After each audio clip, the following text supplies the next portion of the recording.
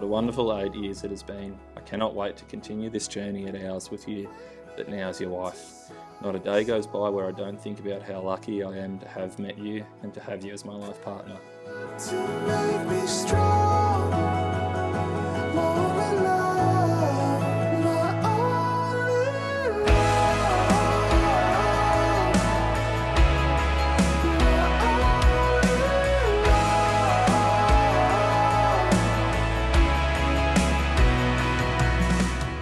Thank you for being so patient with me, for believing in me and for accepting me for who I am and all my quirky interests.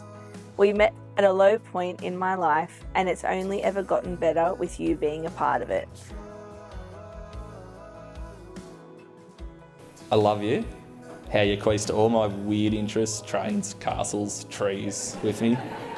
And I promise to repay the favour and learn to enjoy some of your interests, but I do draw the line at Bridgerton.